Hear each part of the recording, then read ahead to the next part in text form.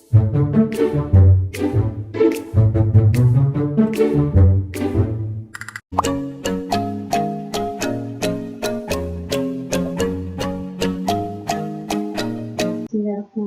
Untuk pengenalan, insan merupakan makhluk ciptaan Allah SWT yang terbaik sebagai hamba dan khalifah di muka bumi, membekalkan akal fikiran yang dianugerahkan. Insan haruslah mengenal konsep dirinya dan mengetahui sejauh mana potensi yang dimiliki bagi mendapati tujuan penciptaan tersebut, serta bagi memastikan setiap tindakan dan perlakuannya adalah yang terbaik dan sempurna selaras dengan tujuan penciptaannya.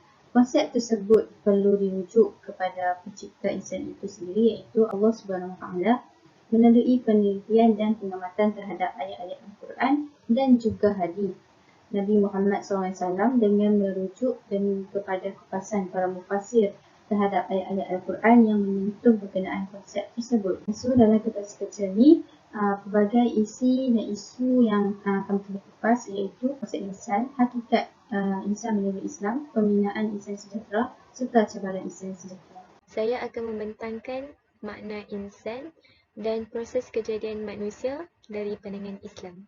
Makna insan dari pandangan Islam. Ia berasal dari 3 akar kata, iaitu anasa, an-nasa dan nasia. Kata insan juga berasal daripada kata al-uns yang dinyatakan dalam Al-Quran sebanyak 65 kali dalam 43 surah. Kata insan digunakan dalam Al-Quran untuk menunjukkan kepada manusia dengan jiwa dan raganya. Kata ini dinyatakan dalam Al-Quran sebanyak 73 kali, di antaranya terdapat dalam surah An-Nur ayat 28. Makna insan menurut pandangan ahli falsafah. Menurut saintis barat, manusia ni adalah Homo sapiens yang bermaksud makhluk yang mempunyai budi. Mereka juga menyatakan manusia ni adalah animal rational yang bermaksud binatang yang boleh berfikir. Menurut Socrates pula, manusia ni adalah makhluk yang hidup berkaki 2 yang tidak berbulu dengan kuku datar dan lebar. Menurut Adam Smith pula, manusia ni sebagai makhluk yang sosial, iaitu manusia ni perlukan manusia lain untuk berinteraksi. Proses kejadian manusia mengikut Al-Quran. Pada peringkat pertama, iaitu nutfah. Pada peringkat ini bermula selepas persenyawaan atau minggu pertama. Ianya bermula setelah berlakunya percampuran air mani, iaitu sperma dan ovum. Maksud firman Allah dalam surah Al-Insan ayat 2, sesungguhnya kami telah menciptakan manusia daripada setitis air mani yang bercampur, yang kami hendak mengujinya dengan perintah dan larangan. Kerana itu kami jadikan dia mendengar dan melihat. Kemudian peringkat kedua, iaitu alaqah. Peringkat ini berlakunya pada hujung minggu pertama, iaitu hari yang ke-7. Pada hari yang ke-7, telur yang sudah disenyawakan itu akan tertanam di dinding rahim. Firman Allah yang bermaksud, kemudian kami mengubah nutfah menjadi alaqah. Kebanyakan ahli tafsir menafsirkan alaqah dengan makna segumpal darah. Ini mungkin dibuat berasaskan pandangan mata kasar. Alaqah ni sebenarnya suatu benda yang amat seni yang diliputi oleh darah. Selain itu, alaqah mempunyai beberapa maksud, iaitu sesuatu yang bergantung atau melekat, pacat atau lintah, suatu buku atau ketulan darah. Peringkat alaqah adalah peringkat pada minggu pertama hingga minggu ketiga di dalam rahim. Peringkat yang ketiga, iaitu mudghah. Pada peringkat ini berlaku pada minggu keempat.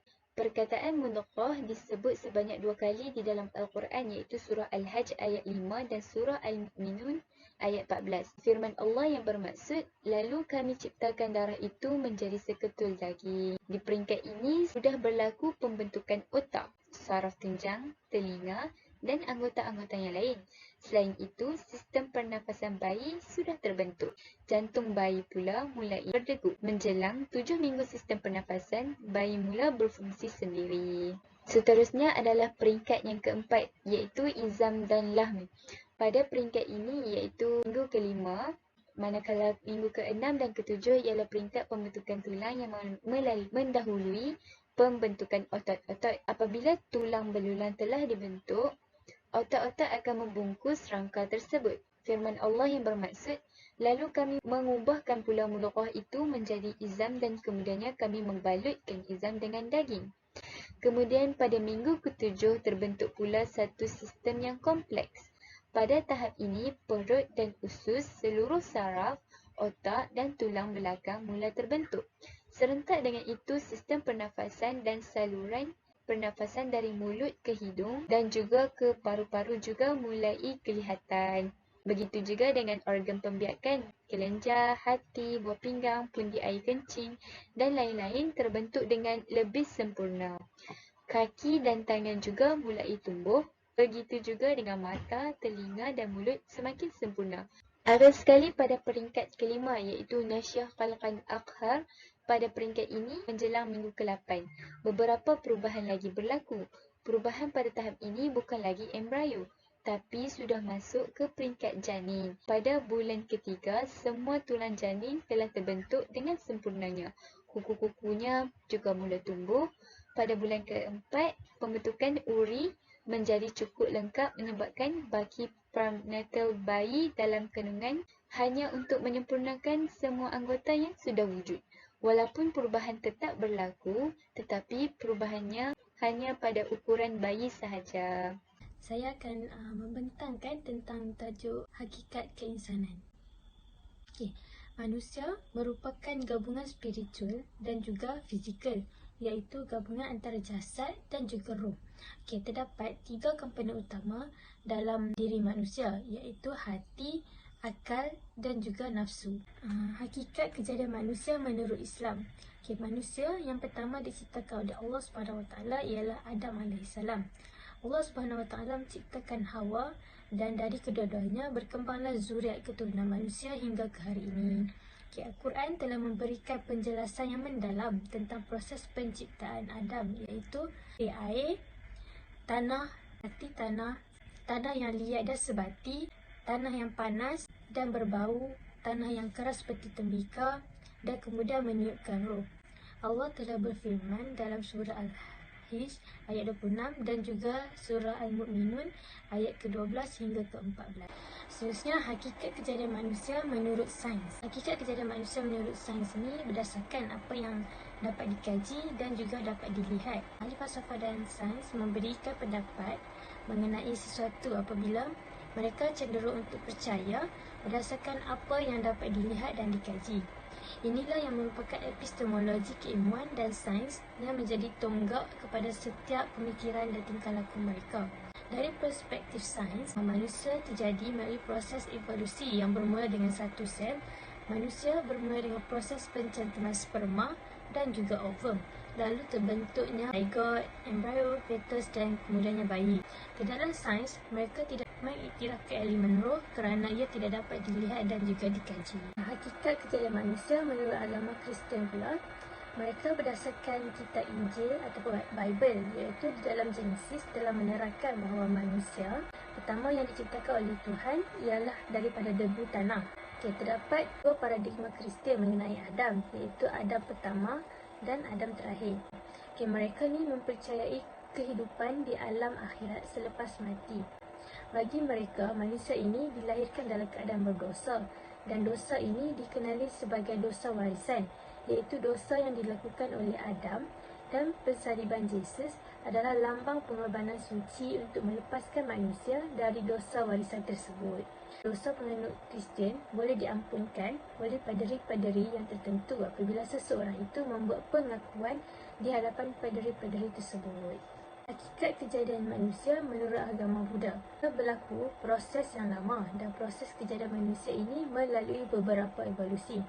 Proses evolusi ini mirip dengan teori evolusi Darwin namun mempunyai beberapa perbezaan. Okay, menurut pandangan agama Buddha, jasad timbul dan berkembang kerana 4 sebab, iaitu jasad muncul kerana karma sebagai penyebab, disebut sebagai karma jarupa. Yang kedua, jasad muncul kerana cita sebagai penyebab, disebut sebagai cita jarupa. Yang ketiga, jasad muncul kerana utu, iaitu haba sebagai penyebab, disebut sebagai utu jarupa. Dan yang keempat, jasad muncul kerana ahara, iaitu makanan sebagai penyebab, disebut sebagai ahara jarupa. Hakikat kejadian manusia menurut agama Hindu. Okay, manusia yang pertama dicipta Tuhan dalam ajaran agama Hindu ialah Swayambhu Manu, yang bermaksud makhluk berfikir yang mengembangkan dirinya sendiri.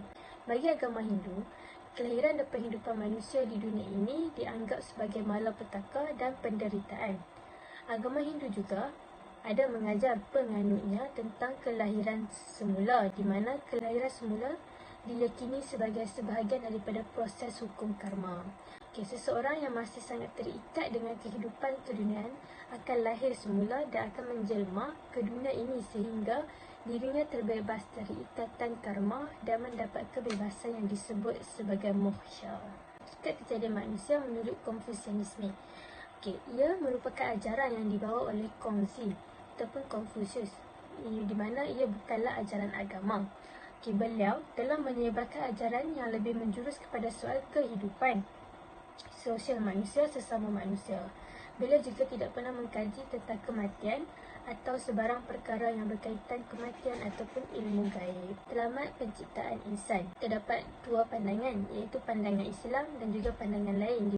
Menurut pandangan Islam, manusia merupakan makhluk yang paling mulia yang diciptakan oleh Allah SWT dan diturunkan ke muka bumi untuk melaksanakan ibadah dan berkhidmat kepada Allah SWT. Manusia akan kembali menemui Tuhan mereka setelah mati. Penciptaan manusia telah diterangkan dengan jelas di dalam Al-Quran dan juga tanggungjawab yang perlu dijalankan oleh manusia. Seperti firman Allah SWT dalam surah Al-Baqarah ayat ke-30 dan juga surah Az-Zariyat ayat yang ke-56. Matlamat penciptaan insan menurut Islam adalah menjadi hamba Allah dan juga khalifah. Ini adalah peranan sebagai hamba Allah. Peranan manusia sebagai hamba Allah ialah mereka perlu patuh kepada segala suruhannya. Manusia juga diciptakan untuk beribadah kepada Allah SWT dan meninggalkan segala larangannya. Seterusnya, peranan sebagai khalifah. Peranan dia adalah untuk memakmurkan bumi, kemudian menjaga agama, masyarakat dan negara serta melakukan amal makruh nahi mungkar. Matlamat penciptaan manusia menurut Barat iaitu Kristian. Dosa warisan iaitu inherited sins merupakan dosa yang dilakukan oleh Adam dan telah menyebabkan terputusnya hubungan antara manusia dengan Tuhan. Jiwa manusia adalah bersih, suci sehingga berlakunya dosa warisan yang meletakkan manusia berada dalam kematian yang tidak baik dan dikatakan sebagai orang buangan untuk menebus dosa melalui derita. Bible juga menyuruh manusia supaya tidak dikuasai oleh hawa nafsu. Seterusnya, matlamat penciptaan manusia menurut Hindu. Manusia yang hidup di dunia ini sentiasa berusaha mencari kemewahan dan keseronokan. Manusia sepatutnya sedar bahawa mereka mempunyai tanggungjawab atau dharma dan sekiranya manusia tidak menjalankan tanggungjawab, maka mereka tidak akan dapat melepaskan diri daripada kesengsaraan dan terperangkap dengan ketidaksempurnaan hidup di dunia ini. Matlamat kehidupan bagi ajaran Hindu adalah untuk mencapai moksha. Moksha dikenali juga sebagai kesempurnaan. Hanya dapat dicapai melalui manusia yang melakukan kebaikan di dunia ini kerana mereka akan hidup lagi pada dasawarsa yang akan datang. Agama Hindu juga turut menekankan sifat ketuhanan yang wujud dalam setiap diri manusia dan lantaran kerana itu, sifat ketuhanan ini menjelaskan kenapa agama Hindu menganggap manusia sendiri bersifat abadi dan tidak musnah. Selamat penciptaan manusia menurut Buddha. Manusia hidup berasaskan karma atau ketentuan, namun ketentuan ini tidak dianggap sebagai preordained fate atau ketentuan yang telah ditetapkan sejak azali. Karma pula merujuk kepada perbuatan manusia ketika mereka hidup, sama ada baik ataupun buruk. Matlamat hidup manusia menurut pandangan Buddha adalah untuk mencapai nirvana, iaitu tercapainya suatu kebahagiaan, biarpun kebahagiaan yang bersifat duniawi. Terusnya, matlamat penciptaan manusia menurut Konfusianisme. Ajaran ini menekankan bahawa manusia agung haruslah mempunyai sifat yang penuh dengan perasaan kasih sayang dan segala perbuatannya bebas daripada penyelewengan dan sifat kekerasan. Chunzi merupakan gelaran yang diberi kepada mereka yang mempunyai sifat seperti yang ditekankan oleh ajaran ini dan dianggap sebagai seorang yang mempunyai peribadi yang agung dan budiman. Chunzi juga merupakan matlamat utama dalam ideologi kemanusiaan Konfusianisme. Semua manusia dikatakan berpeluang untuk menjadi Chunzi, iaitu orang yang berpendidikan tinggi. Seterusnya, hakikat keinsanan di dalam Islam. Hakikat keinsanan di dalam Islam menimbulkan 3 persoalan, iaitu dari mana manusia datang, untuk apa manusia diciptakan dan ke mana manusia akan pergi. Persoalan-persoalan ini telah pun terjawab dan diberi penjelasan di dalam Al-Quran. Dari mana manusia datang?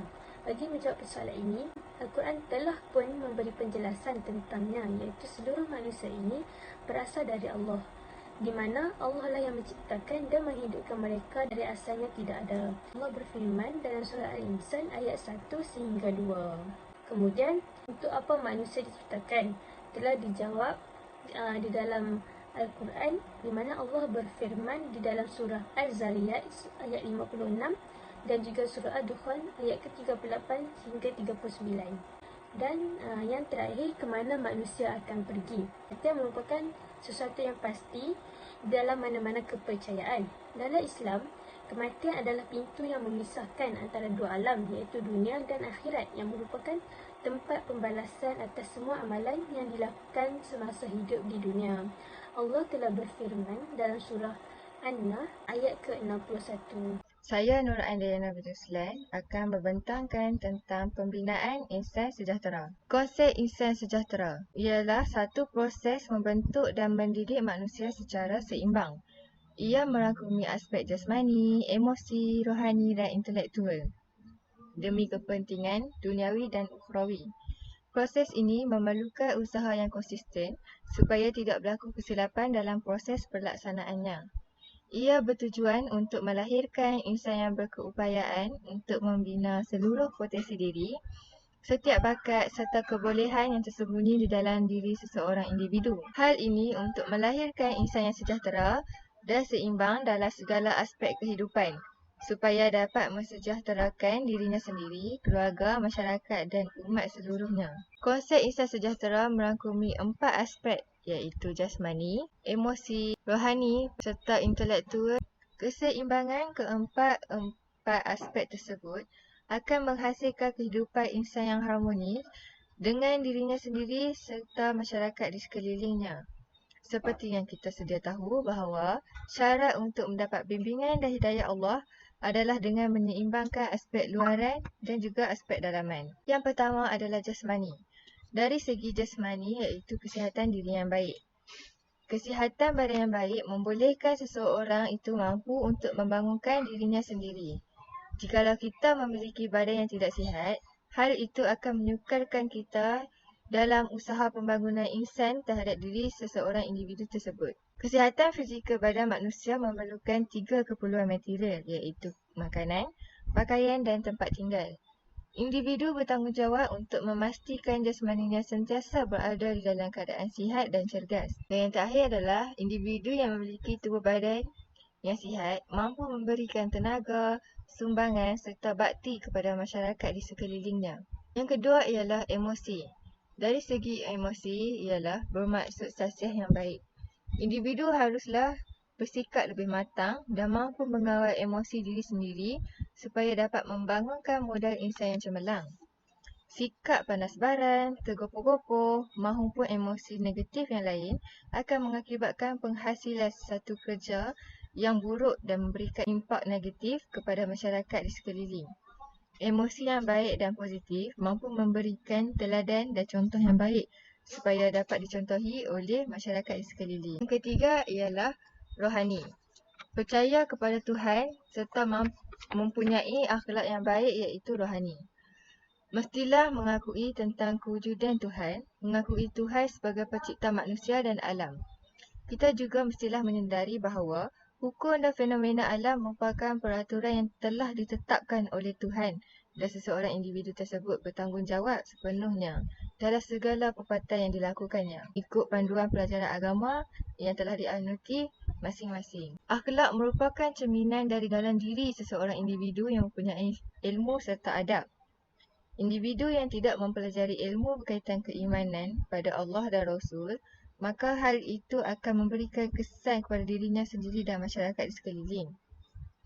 Seperti yang kita sedia tahu, akhlak Rasulullah akan membuahkan akhlak yang terpuji dan dapat membina insan yang sejahtera melalui konsep rohani. Jiwa roh ialah qalbu dan hati diberikan perhatian khusus dalam mendidik jiwa rohani bagi seseorang insan. Telah disebutkan dalam hadis Rasulullah SAW, sesungguhnya dalam diri manusia itu ada seketul daging. Jika ia baik, maka seluruh anggota badannya baik. Tetapi seandainya ia rosak dan kotor, maka kotor dan rosaklah seluruh anggota badannya. Dan yang terakhir adalah intelektual. Dari segi intelektual ialah bermaksud memiliki ilmu, mempunyai kemahiran asas 3M iaitu membaca, menulis dan juga mengira. Dapat membina peradaban yang berkualiti untuk kegunaan manusia sejagat. Hal ini akan membuahkan hasil iaitu melahirkan suatu bentuk kesejahteraan yang syumul dalam masyarakat sekeliling. Hukum menuntut ilmu juga merupakan wajib di dalam Islam. Sebagai contoh, hadis tentang menuntut ilmu yang telah diriwayatkan Ibnu Majah dan disahihkan oleh Syekh Albani dalam Sahih wa Da'if Sunan Ibnu Majah nombor 224, menuntut ilmu adalah kewajipan bagi setiap individu Muslim. Makin banyak ilmu yang dipelajari, maka banyak hal yang kita boleh lakukan untuk memperbaiki diri. Ilmu amatlah penting untuk membina insan yang sejahtera. Seterusnya ialah konsep insan kamil. Ia bertujuan utama manusia dijadikan adalah untuk beribadah kepada Allah Subhanahu Wa Taala. Teras utama ialah pengamalan Islam secara syumul iaitu menyeluruh dan berintegriti yang berteraskan Al-Quran dan As-Sunnah. Pengertian insan kamil ialah seseorang insan yang dapat menyeimbangi di antara tuntutan duniawi dan juga ukhrawi. Para sahabat yang diklasifikasikan sebagai insan kamil ialah antaranya Khalifah Abu Bakar. Khalifah Abu Bakar yang dikenali sebagai penyelamat negara Islam di mana berjaya menghapuskan gerakan Aridah yang terdiri daripada murtad, nabi palsu dan ingkar kepada kewajipan berzakat. Khalifah Umar Al-Khattab. Khalifah Umar Al-Khattab juga telah dinobatkan sebagai pembina Empayar Islam yang berjaya menewaskan Empayar Rom, Kristian dan Parsi Majusi dengan melaksanakan pelbagai pembaruan sistem pemerintahan, pendidikan, pertahanan serta kemudahan awam. Akhir adalah Khalifah Uthman Ibn Affan. Khalifah Uthman Ibn Affan terkenal dengan perintis pembinaan Angkatan Armada yang berjaya menguasai Laut Mediterranean. Pengamalan Islam yang menyeluruh berjaya menjana insan kamil yang cemerlang di era pemerintahan Umayyah dan juga Abbasiyah. Gigihan jihad dan mujahadah para sahabat, ulama, mujahid, mujtahid dan cendekiawan terdahulu telah menyebabkan Islam dan iman sampai kepada umat manusia yang berada di Nusantara. Manakala hasil kepintaran mereka pula terselah hingga ke hari ini yang terus-menerus digunakan dalam pembangunan dan juga modernisasi barat. Untuk poin yang terakhir dalam konsep insan sejahtera ini ialah cabaran insan sejahtera.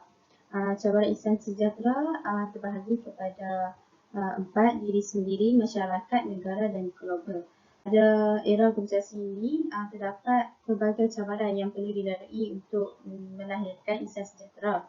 Pelbagai budaya, nilai-nilai negatif telah melanda masyarakat terutamanya anak muda pada masa kini. Adab dan tata susila dipandang sebelah mata dan diambil remeh akan perkara sebegini. Jika perkara sebegini berlarutan, akan belah-belah pelbagai impak, terutamanya impak buruk bukan sahaja kepada diri sendiri, malah kepada masyarakat, negara dan global. First point iaitu diri sendiri. Cabaran untuk membentuk insan sejahtera iaitu terhadap diri sendiri yang sudah semestinya. Satu perkara yang baik haruslah mula pada diri kita sendiri.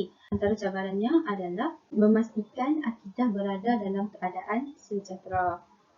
Cara yang utama dan terbaik adalah dengan dekatkan diri dengan Sang Pencipta yang agung iaitu Allah SWT.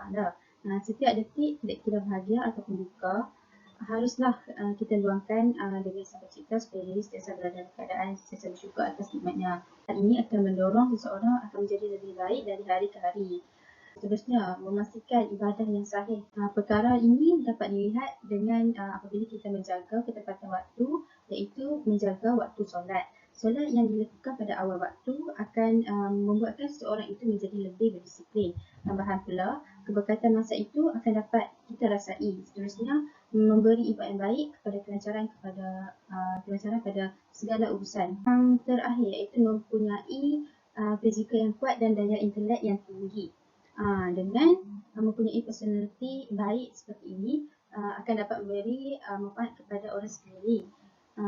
dan juga mempunyai kemampuan berusaha untuk diri akan menjadi lebih baik dari semasa ke semasa. Poin yang seterusnya iaitu cabaran insan sejahtera terhadap masyarakat. Di antaranya ialah membina masyarakat yang bekerjasama dan bertolak ansur. Perkara ini dapat dilihat apabila masyarakat sentiasa bantu-bantu antara satu sama lain untuk nak selesaikan suatu masalah. Sebagai contoh, masyarakat yang bergotong royong, anak muda ketika dalam kenderaan awam, anak muda memberi tempat duduk kepada yang memerlukan, dan seterusnya. Membina masyarakat yang berakhlak. Maksudnya negara Malaysia terdiri daripada pelbagai kaum. So, keharmonian masyarakat kita haruslah dijaga untuk nak jamin keamanan negara. Oleh demikian, setiap kaum haruslah menghormati adat dan kepercayaan kaum antara satu sama lain. Terakhir, membina masyarakat yang berilmu. Bukan sesuatu kewajipan dalam hidup kerana ilmu dapat menghilangkan kejahilan dalam diri dan mendorong seseorang menjadi seorang yang berjaya. Masyarakat yang berilmu akan dapat membentuk negara yang maju. Untuk poin yang ketiga iaitu cabaran insan sejahtera dalam konteks negara. Yang pertama, melantik kepimpinan yang kompeten dan berintegriti.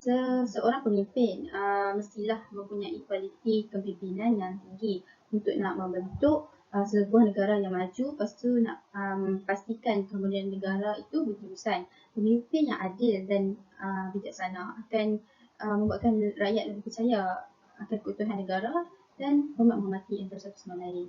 Yang seterusnya, lihat kekayaan yang sama rata ni juga merupakan cabaran insan sejahtera terhadap negara. Adil ni bukan sahaja dalam konsep kuasa, malah dari segi kewangan. Segala jenis bantuan haruslah diberikan dan diutamakan kepada rakyat yang lebih memerlukan. Penyalahgunaan kuasa dan ketidakadilan haruslah dihindarkan oleh para pemimpin untuk menjamin kesejahteraan negara serta insan. Dan yang terakhir, memastikan kebajikan dan kesihatan rakyat terjamin. Seperti yang berlaku akhir-akhir ini, COVID-19 yang melanda negara kita membawa impak yang buruk terhadap negara dan masyarakat. So, negara mestilah sentiasa memastikan rakyat berada dalam keadaan baik dan terhindar daripada virus ini. Pelbagai usaha yang telah negara lakukan untuk mengatasi masalah ini seperti menyediakan vaksin, melancarkan SOP dan sebagainya. Justru itu, masyarakat haruslah memainkan peranan untuk atasi virus ini bersama-sama supaya dapat membentuk negara dan insan yang sejahtera. Dalam konteks global, iaitu yang terakhir, antara cabaran insan sejahtera adalah perhatian terhadap krisis dan isu-isu global. Seperti yang telah disebutkan sebelum ini, virus COVID-19 yang melanda seluruh dunia dan peristiwa serangan Palestin. Insan sejahtera haruslah mengambil tahu prihatin akan isu-isu sebegini agar perkara tersebut dapat diatasi. Seterusnya, seruan kedamaian, kasih sayang dan kesejahteraan disebarkan merupakan cabaran insan sejahtera. Nilai-nilai murni dapat dilihat apabila semua masyarakat daripada pelbagai negara saling menghormati adat dan budaya masing-masing. Contohnya, orang-orang yang pengaruh seperti pemimpin negara Islam dan artis-artis menyeru kedamaian akan terhadap perkara yang sedang berlaku di Palestin. Yang terakhir iaitu tidak menyokong dan tidak melibatkan diri dalam aktiviti negatif di peringkat global. Sebagai contoh, melibatkan diri dalam penyelundupan data dalam atau luar negara akan memberi kesan yang buruk. Bukan sahaja memberi kesan buruk kepada dirinya, malah akan memberi kesan kepada negara tersebut. Negara luar akan memandang serong terhadap negara tersebut. Kesimpulan yang dapat saya simpulkan di sini, setiap agama ni mempunyai proses kejadian mengikut pandangan agama masing-masing. Tambahan pula, ilmu sains berkaitan dengan falsafah kejadian manusia adalah selari dengan pernyataan yang dinyatakan di dalam Al-Quran. Jadi, kita sebagai manusia ni haruslah bersyukur kerana dikurniakan akal fikiran dan bersyukur kepada Allah Subhanahu Wa Taala tentang fitrah asal usul kejadian manusia. Sebagai insan yang taat kepada Allah, kita hendaklah membuka mata, hati dan minda berkaitan perkongsian mengenai ilmu hakikat kejadian manusia. Seseorang insan itu juga mestilah sematkan di dalam hati mereka bahawa manusia itu adalah ciptaan Allah yang sempurna sekali dan mereka telah diamanahkan oleh Allah SWT untuk mentadbir alam semesta ini.